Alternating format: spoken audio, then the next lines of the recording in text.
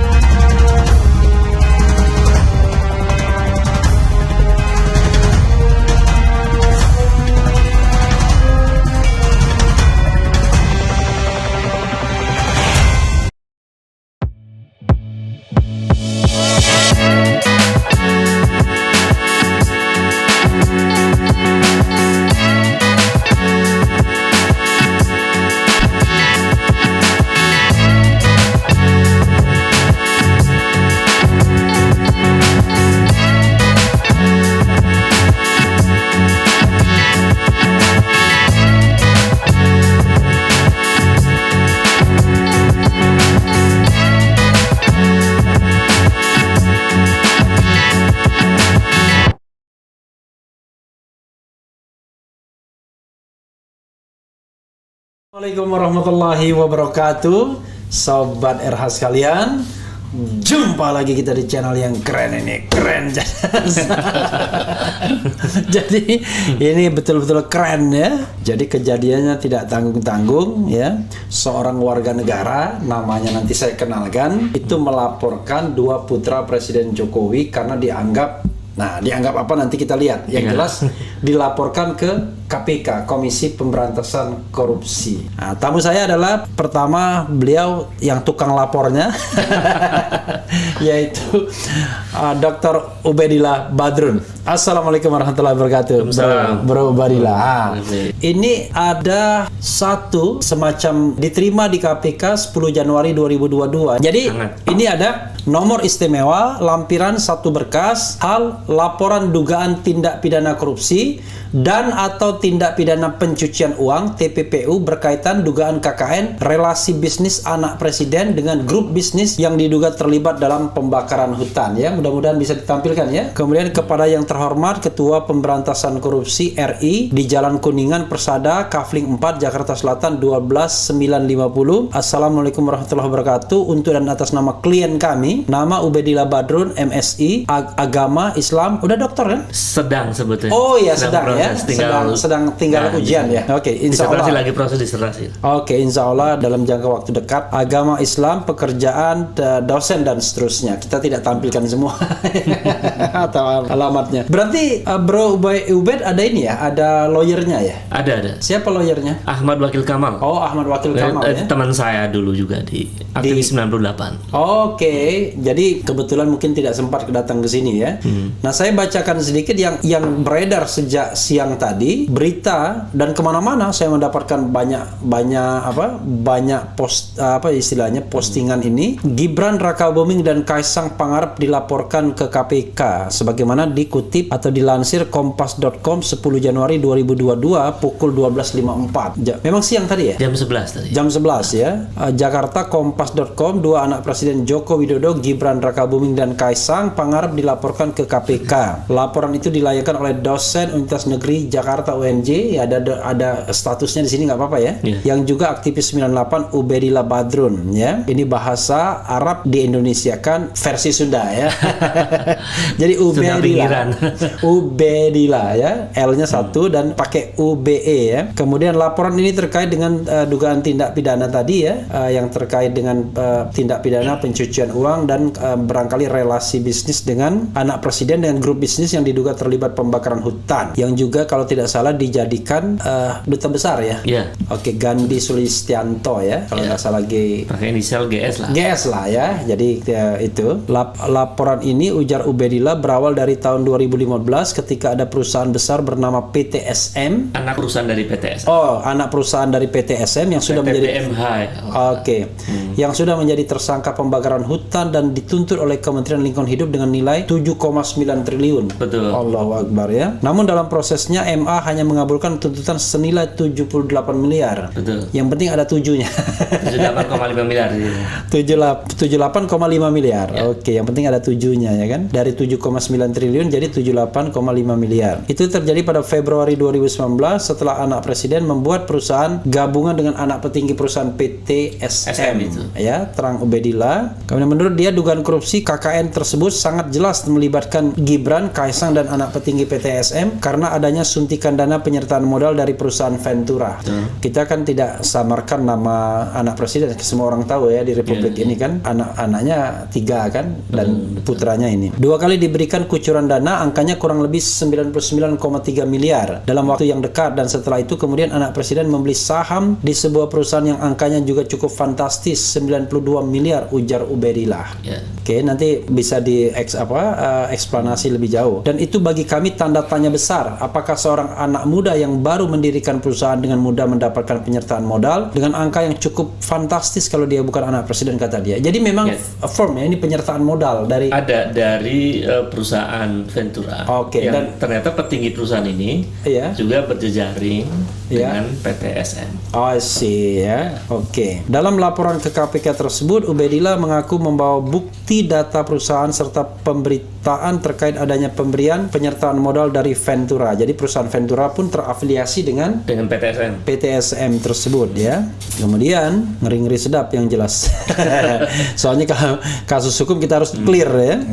KPK akan telusuri terkait laporan terhadap Gibran dan Kaisang ini. Pihak KPK membenarkan bahwa pihaknya sudah menerima laporan itu dan akan ditindaklanjuti. Terkait laporan tersebut, informasi yang kami terima benar hari ini telah diterima bagian persuratan KPK, kata Ali Fikri ya. Kemudian atas adanya laporan tersebut, ujar Ali, KPK akan lebih dahulu melakukan verifikasi dan telaah terhadap data laporan yang diduga menyeret nama Gibran dan Kaisang. Normatif ya, pasti begini kan ngomongnya. Verifikasi itu, kata dia, untuk menghasilkan rekomendasi apakah aduan tersebut layak untuk ditindaklanjuti dengan proses telaah atau kemudian diarsipkan. Proses verifikasi dan telaah penting sebagai pintu awal apakah pokok aduan tersebut sesuai undang-undang yang berlaku termasuk ranah tindak pidana korupsi dan menjadi kewenangan KPK atau tidak. Nah, ini challenge ya. Ini masuk korupsi atau enggak ya kan? Kalau korupsi pasti kewenangan KPK, tapi apakah ini korupsi, apakah ini TPPU, apakah ini katakanlah kolusi ya? Apakah nepotisme dan lain sebagainya.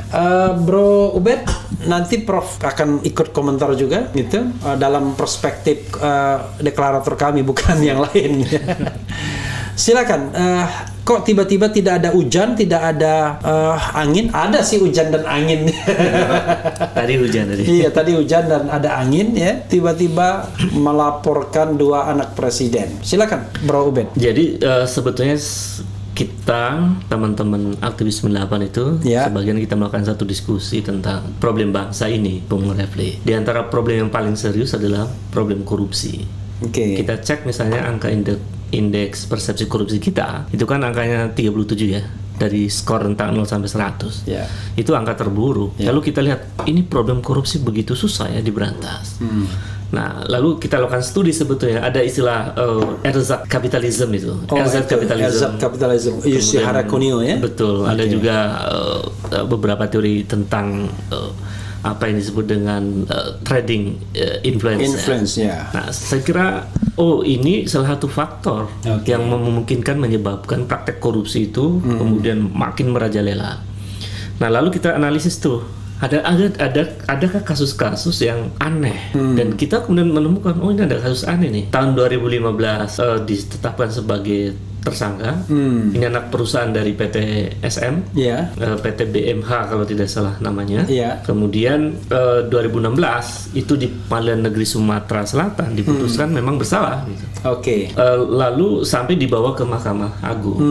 Nah di Mahkamah Agung bulan Februari itu diputuskan perusahaan ini Februari 2019. Itu diputuskan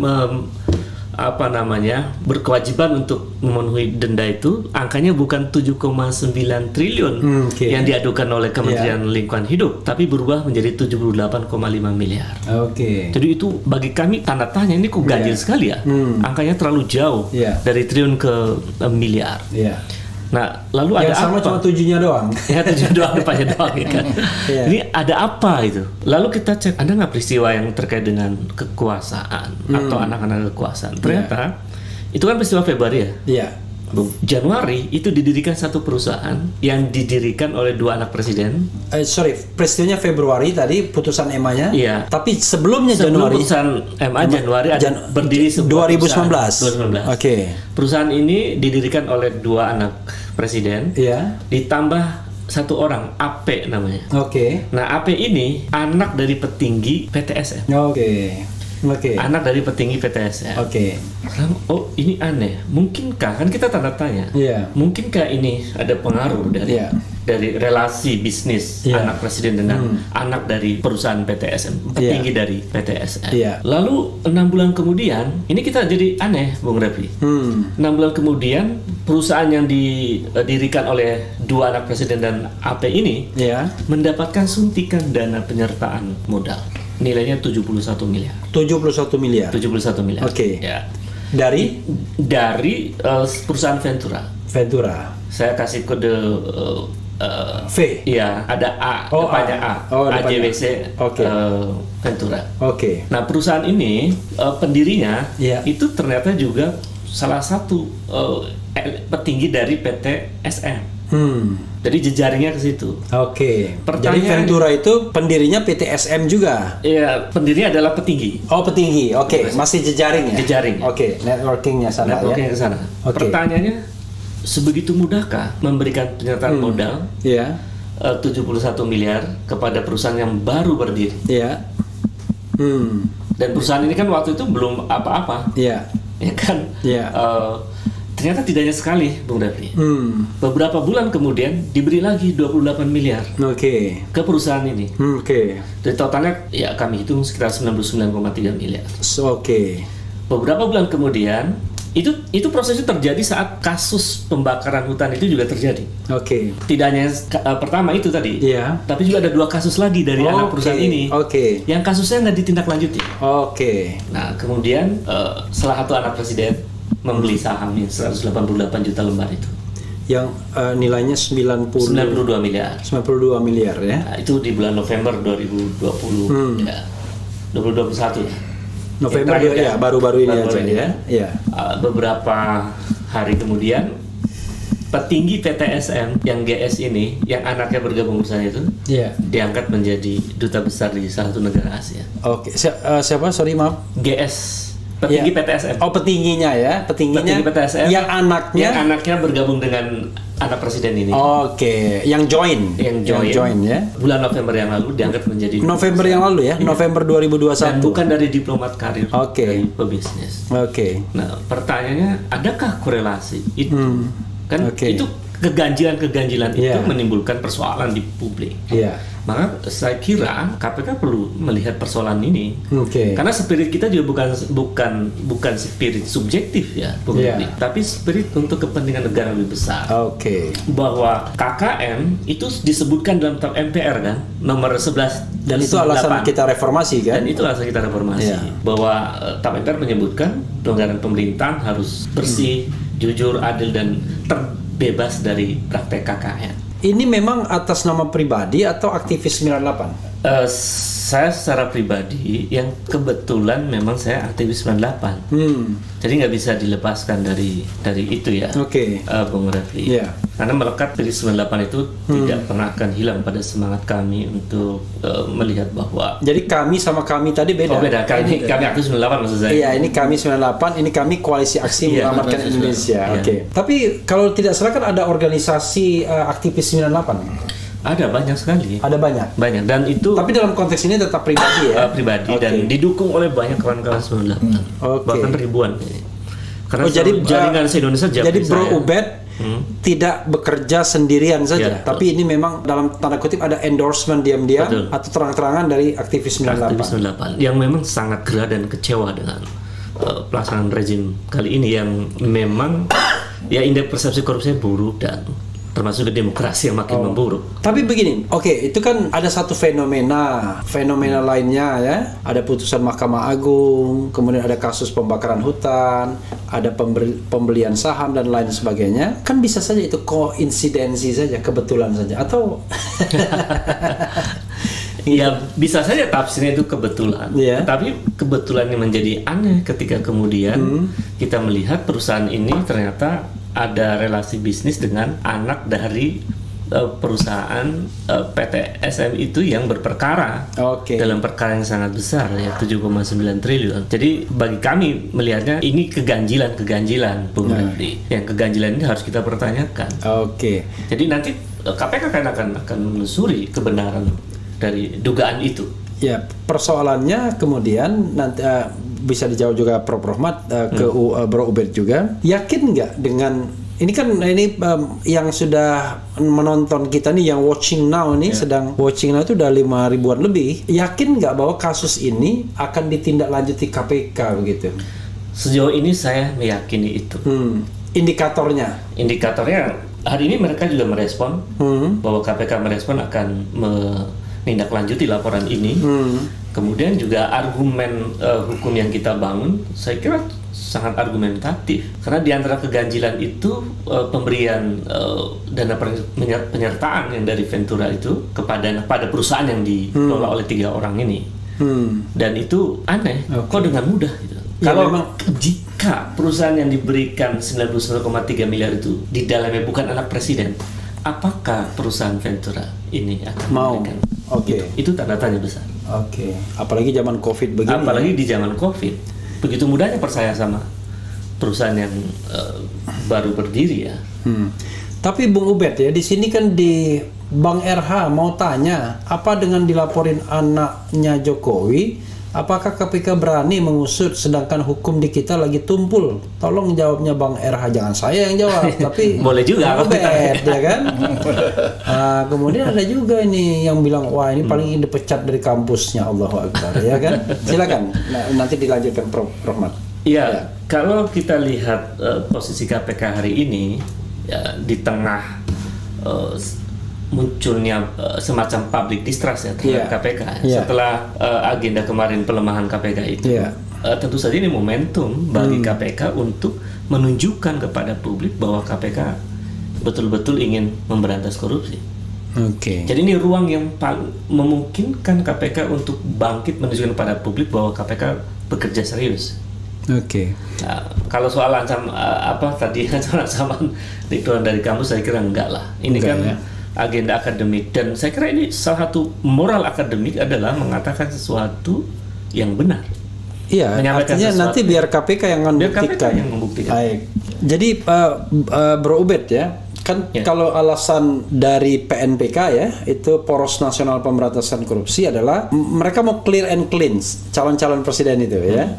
Jadi kalau nanti mau bertanding di 2024 ya sudah tidak lagi ada isu-isu bahwa mereka terlibat korupsi dan lain sebagainya. Jadi disaring di awal. Kalau Bung Ubed apa agendanya? Saya kira ngeri-ngeri sedap ini. Agendanya lebih substantif sih, Bung Refli. Karena bagi kami kita ingin menghadirkan good governance. Oke.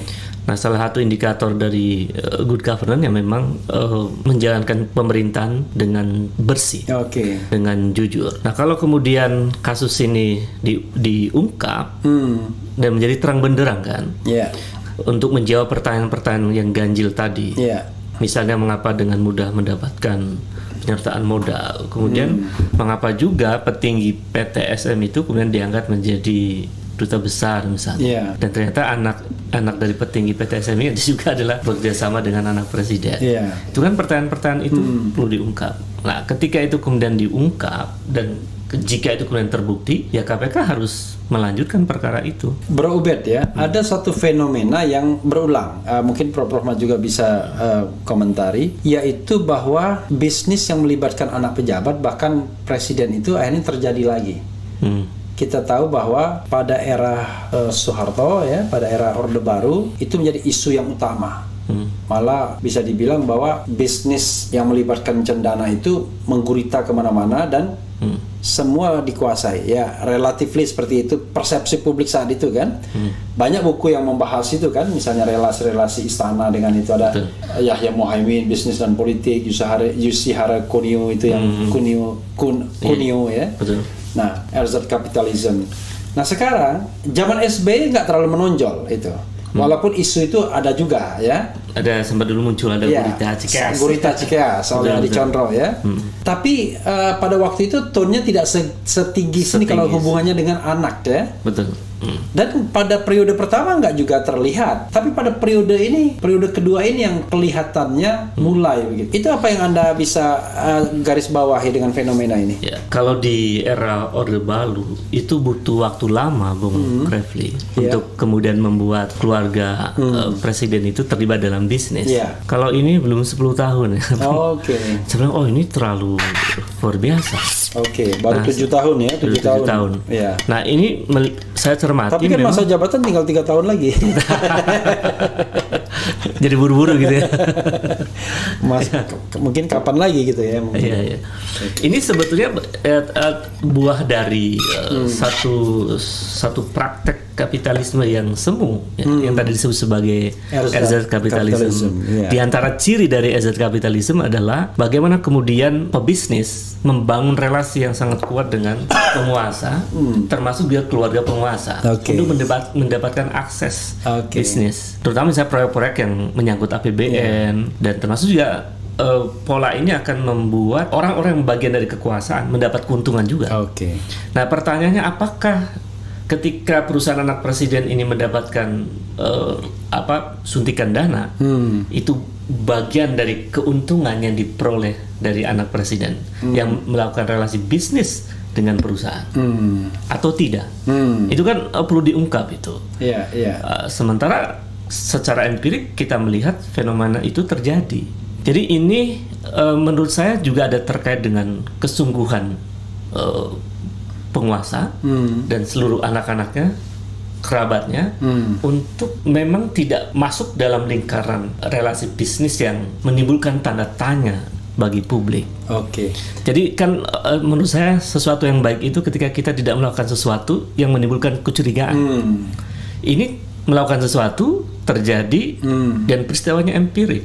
Kasus perusahaan yang terkena 7,9 triliun itu kan sudah inkrah itu, yang akhirnya 78,5 miliar. Jadi perusahaan ini ada 3 kasus yang tadi saya sebut, dan dua tidak selesai itu, tidak ditindaklanjuti sampai sekarang. Ada satu hal yang orang kemudian khawatirkan, ya kan? Nggak takut ya kan? Karena sekarang ini barangkali ada konsekuensi hukum yang barangkali bisa dihadapi. Bisa jadi tiba-tiba malah dilaporkan balik, ya kan? Seperti misalnya, yaitu apa istilahnya? Kalau dulu kan biasanya laporan baliknya itu apa? Perbuatan tidak menyenangkan, kemudian pencemaran nama baik. Tapi pencemaran nama baik tuh mending, laporannya ya kalau cuma pencemaran nama baik ya katakanlah tidak besar ininya ancamannya. Sekarang yang lebih gila lagi penyebaran berita bohong dengan ancaman 10 tahun dan lain sebagainya, dan banyak sekali orang begitukan sekarang. Sebentar berita bohong dan lain sebagainya. Nah, bagaimana Anda mengantisipasi hal ini, dan juga ini keberanian yang luar biasa ini. Jadi Bung Refli, saya tidak melakukan tuduhan. Satu. Yang kedua, tidak juga mencemarkan nama baik. Oke. Ini kan juga ruang yang memungkinkan mereka mengklarifikasi ke KPK. Iya. Yang kami lakukan adalah ada dugaan. Kan bahasa hukum dugaan. Iya. Tidak menuduh. Iya. Dugaan itu basisnya data. Iya. Dugaan itu basisnya analisis hukum. Iya. Sehingga Basisnya kejadian ya. basisnya ada peristiwa empirik, Iya. ada kejadian. Iya. Maka dengan dasar itu, saya kira argumennya sangat rasional. Nah, saya melihat Presiden itu sangat concern dengan pemberantasan korupsi. Narasinya ya, Bung Refli. Karena beliau kan juga pernah mengatakan bahwa korupsi di Indonesia sudah menjadi Saya gigit nanti katanya. extraordinary crime. Saya gigit. Saya gigit gitu. Artinya ini kan juga bisa menjadi ruang untuk membuktikan bahwa siapapun Presiden harus juga tegas Oke. dan berani juga klarifikasi KPK. Itu jauh lebih bagus. Nanti menurut pandangan hukum tata negara seperti apa itu? Oke. Ketika misalnya ada dugaan mengapa Presiden mengangkat petinggi PTSM itu menjadi duta besar, apakah ada kaitannya dengan anaknya petinggi PTSM itu yang bisnisnya bareng sama anak Presiden? Ada menariknya Bung Ubed ya. Kenapa Anda tidak mengadu juga ke DPR? Walaupun saya tahu jawabannya, tetapi kan sebagai ilmuwan politik, selain relasi dengan KPK, ini juga kan bisa jadi kemudian terkait dengan tadi kan ada pengangkatan duta besar, ya kan? Kenapa tidak mengadu ke DPR juga sebagai bentuk pengawasan? Iya. Anda sudah mulai tersenyum ini. Sepertinya pikiran Bung Raffi nyambung gitu. Jadi memang saya berpikir bahwa karena ini perkara cukup penting ya, itu sangat mungkin kami akan melakukan semacam laporan ini kepada DPR RI. Oke. Untuk kan ada ruang ya memungkinkan Ruang pengawasan ya. Pengawasan. DPD juga kalau DPD begitu. juga bisa. Iya, DPR karena- bisa meminta keterangan dari orang-orang disebutkan tadi. Saya kira itu memungkinkan dan kami sempat berpikir tadi siang itu sepertinya harus supaya ini menjadi clear, menjadi terang benderang maksud saya. Iya. Iya, bisa juga sampai ke DPR. Oke. Nah, saya kira itu satu upaya ya. Jadi semangat kami sebetulnya kita ingin bangsa ini segera mengakhiri praktek-praktek semacam itu dan kita menuju masa depan Republik. Anda yang bilang lebih cerah. kami itu Anda dengan kuasa hukum atau Anda dengan aktivis? Saya dengan kuasa hukum dan dengan Aktivis 98. mungkin puluhan ribu aktivis 98. Oke, ya. Karena kami berjejaring secara nasional juga. Oke, itu yang paling penting ya. Jangan terasa ada subjektivitas pribadi ya. Betul. Oke, kapan akan ditindaklanjuti? Segera ya, as soon as Segera possible. mungkin pekan-pekan depan. Pekan-pekan depan ya. Mudah-mudahan. Oke, jadi jangan lupa DPR dan DPD karena DPD juga memainkan peran pengawasan walaupun agak ompong macan ompong ya. Ini mohon maaf Pak Lanyala ya, tapi memang bagaimanapun harus dilibatkan juga. Jadi apa yang membuat masuk ke arena ini sebetulnya karena dulu saya diajarkan oleh orang tua. Oke. Satu prinsip penting bahwa ikuti sabda Nabi. Oke. Di Rasulullah. Ya. Saya seorang Muslim yang pernah belajar Islam. Pernah mengatakan khairun nas anfa'uhum linas. Sebaik-baik manusia adalah yang memberi manfaat untuk orang banyak. Oke. Semangat itu saya gelisah ketika negara makin amburadul. Saya gelisah ketika negara korupsi makin merajalela.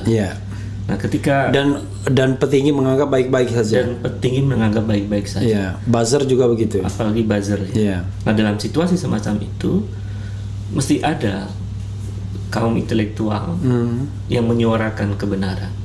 Karena nanti efeknya merubah keadaan secara lebih besar kolektif masyarakat banyak. Kalau agenda-agenda kebaikan ini kemudian berhasil, dampaknya luar biasa untuk orang banyak. Nah, semangat anfa'uhum linas itu sebenarnya yang muncul dalam pikiran saya. Dan itu yang kemudian nyambung dengan semangat reformasi, semangat bagaimana kita menempatkan kepentingan nasional sebagai agenda utama kita misalnya dan seterusnya. Saya kira itu, Bung Refli. Terima kasih Prof. Luar biasa atas dukungannya. Mudah-mudahan mohon doanya tetap konsisten di jalan kebaikannya. Soal pelaporan terakhir ini ya, mereka, itu ngeri-ngeri sedap itu. Ya. Saya jadi teringat Aristoteles bahwa negara itu ada, politik itu ada untuk menghadirkan apa yang disebut dengan common good. Jadi kebaikan bersama, keadilan, kesejahteraan Itu kan tujuan utama dari hadirnya negara. Iya. Dan salah satu prasyarat untuk menghadirkan cita-cita besar negara itu adalah pemerintahan yang menampilkan praktek good governance. Oke. Jadi apa yang kita laporkan sesuai dengan semangatnya bagaimana kemudian mengembalikan negara ini on the track. Iya. Bahwa boleh anak presiden itu berbisnis, Iya. tidak ada larangan. Iya. Boleh anak presiden itu berpolitik, nggak ada Iya. larangan. Kan Iya. itu hak setiap individu. Iya. Tetapi ketika langkah-langkah bisnis dan langkah-langkah politik masuk ke satu wilayah, yang wilayah itu menimbulkan satu persoalan hukum, Iya. dan wilayah itu kemudian juga menimbulkan satu persepsi negatif pada kekuasaan, Iya. itu yang mestinya tidak dilakukan.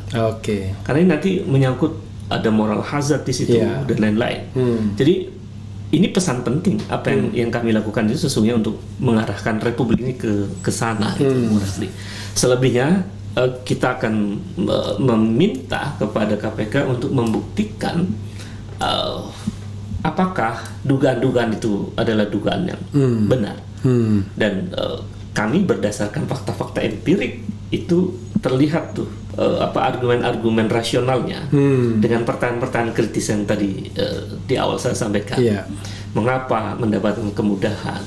Mengapa pula ada yang diangkat menjadi pejabat? Iya. Dan lain-lain. Itu kan pertanyaan-pertanyaan yang mesti dijawab Iya. dan dibuktikan secara hukum. Oke. Saya kira itu, Bung Refli.